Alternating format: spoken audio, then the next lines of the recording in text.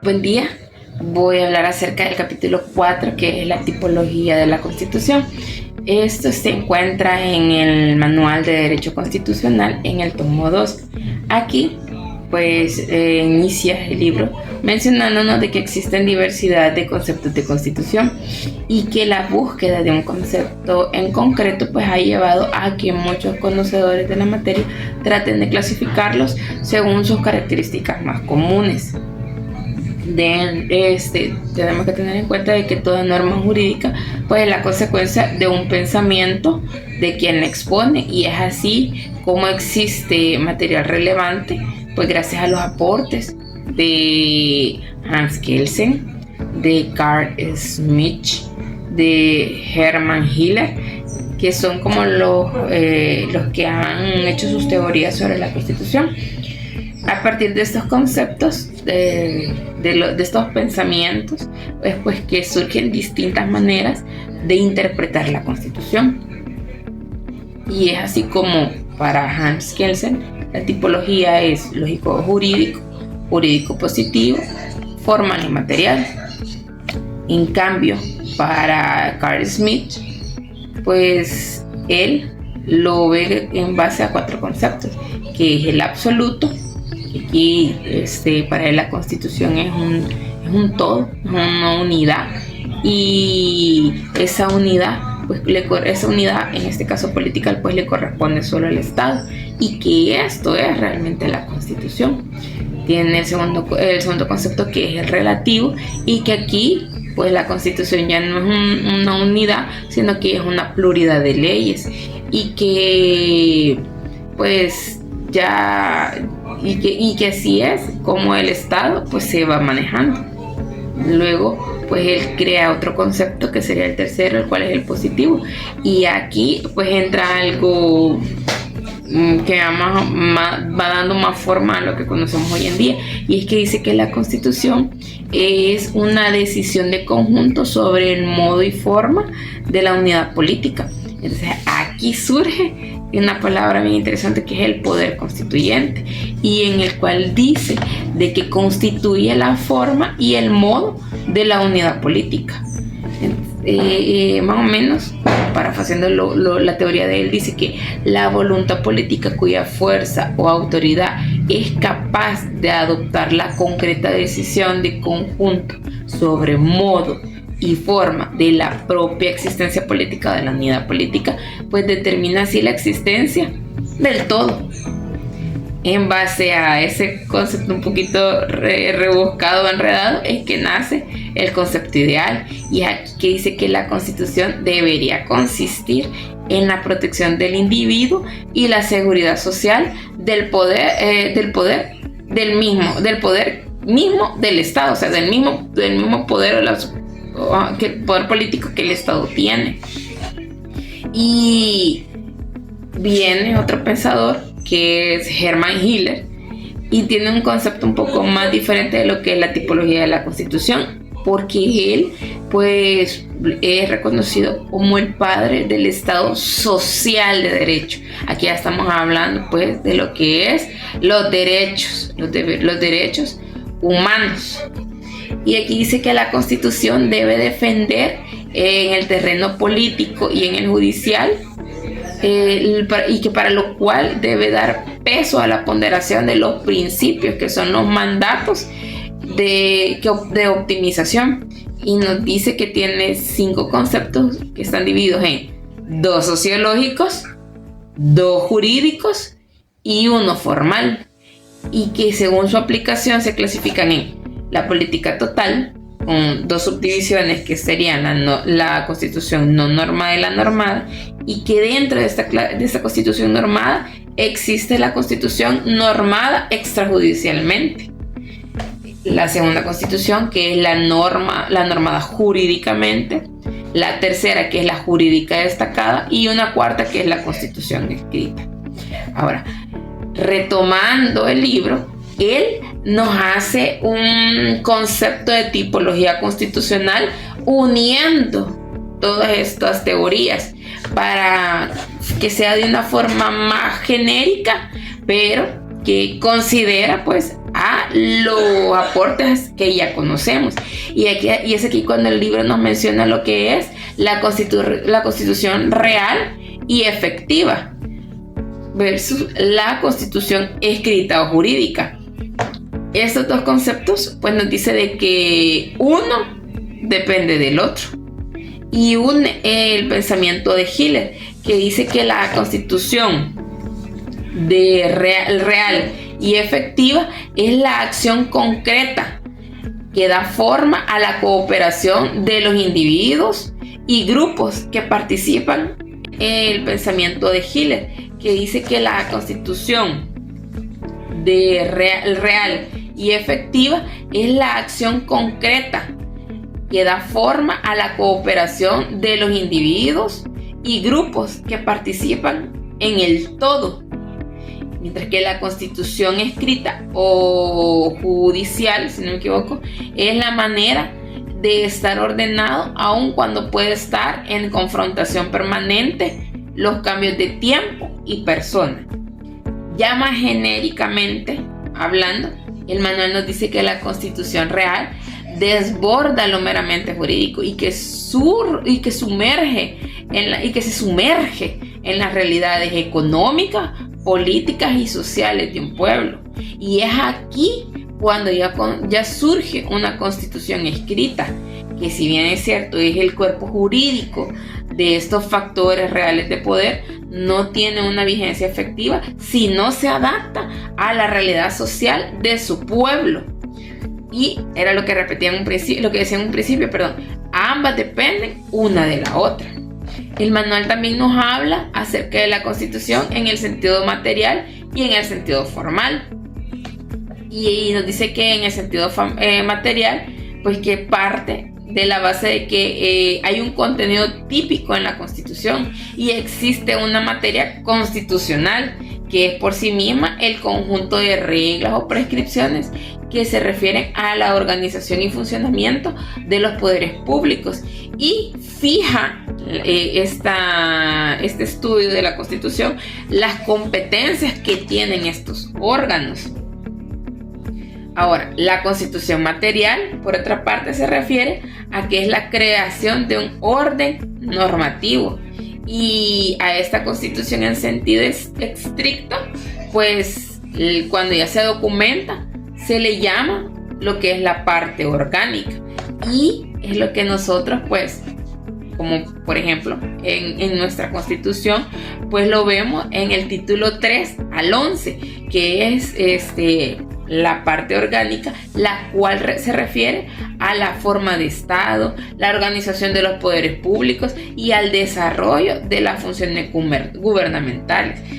Sin embargo, no debemos de olvidarnos de que se incluye también la parte dogmática y que esta nos ayuda para limitar los poderes del Estado frente a sus gobernados, que existe una democracia, un equilibrio.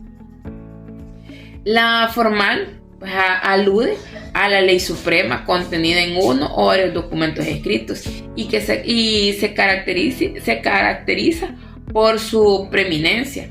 También dice que adquiere cierta rigidez y que no es tan fácil pues que se pueda modificar. No es como las otras normativas, por ejemplo, el Código Penal, el Código de Trabajo. En lo que a materia de constitución se refiere, se necesita realmente como que un permiso para poder reformarla o cambiarla. Entonces, aquí donde nos dice que la constitución material pues no necesariamente debe coincidir con la formal, aunque una contiene a la otra. Otro concepto o otro ejemplo que podemos decir, por ejemplo en la de El Salvador, es de que hay una serie de normas que no son usualmente pues reconocidas como materia constitucional, pero están en la Constitución, ya que si bien por su esencia no tienen relación, sí se incluye para darle cierta estabilidad política, que solo se lo puede dar pues la Constitución formal. Viendo todo esto, pues que casi viene siendo una relación de una con la otra, y que podemos decir de que lo que determina que una disposición tenga rango constitucional es simplemente el procedimiento de su formación y no la materia que regula. Un cordial saludo, licenciada Karen Tejada, compañera. Mi nombre es Heidi Carolina Portillo Marroquín, estudiante de la Universidad Tecnológica del Salvador. Y en esta ocasión les voy a hablar acerca de la clasificación de la Constitución. Es un tema fundamental en el estudio de derecho constitucional. Las constituciones se pueden clasificar según varios criterios. Algunos de ellos son las constituciones originales y derivadas. Las constituciones originarias son aquellas que se crean en un contexto donde no existía un sistema constitucional previo. Estas constituciones representan la voluntad del pueblo, así como surgió la independencia de varios países y revoluciones. Las constituciones derivadas, por otro lado, se basan en marcos preexistentes, es decir, se adaptan a las adaptaciones de la reforma de sistemas anteriores. También están las constituciones flexibles y rígidas. Este criterio se refiere a la continuidad que se pueden modificar las constituciones. Las constituciones flexibles permiten modificarse, las que lo hacen más adaptable a los cambios. Un ejemplo de constitución flexible sería la de Francia. Las constituciones rígidas requieren procedimientos más rígidos, como lo es la Constitución de Estados Unidos. También tenemos las constituciones escritas y no descritas. La mayoría de constituciones modernas, como la de El Salvador, están codificadas en un solo documento escrito, lo que facilita la consulta y aplicación. Sin embargo, algunas naciones, como el Reino Unido, no tienen una constitución escrita única, sino que su orden constitucional se basa en una combinación de leyes y costumbres y decisiones judiciales. Conocer esta clasificación nos permite comprender mejor estas clasificaciones, así como las ventajas y desventajas y desafíos que representan ellas. Tengan muy buen día. Y continuando con el tema, a mí me corresponde hablar acerca de la Constitución rígida. ¿Qué es la Constitución rígida? Pues esta está subdividida o subclasificada en absolutamente rígidas o flexiblemente o relativamente rígidas. Cuando decimos que es absolutamente rígida, también le podemos denominar como perenne, como eterna, y son las que se declaran a sí mismas como irreformables. Esto pues se declaró en la primera Constitución en 1824 con el propósito de esperar un periodo aproximado de 8 años hasta que haya obtenido un poco más de conocimiento y luego examinar a su totalidad la Constitución y pues ver si se puede reformar o no. La relativamente rígida son las que se refieren o las que pueden ser flexibles, que en la práctica se denominan como subrígidas o semirrígidas. Contienen la posibilidad de ser reformables, pero para su modificación requiere de un órgano y un procedimiento que es más especial, es distinto a los que se utilizan para una reforma de una ley ordinaria. En la relativamente rígida, la rigidez se puede dividir en orgánicas y formal dentro de la relativamente rígida. La orgánica consiste en que el órgano y el procedimiento son especiales.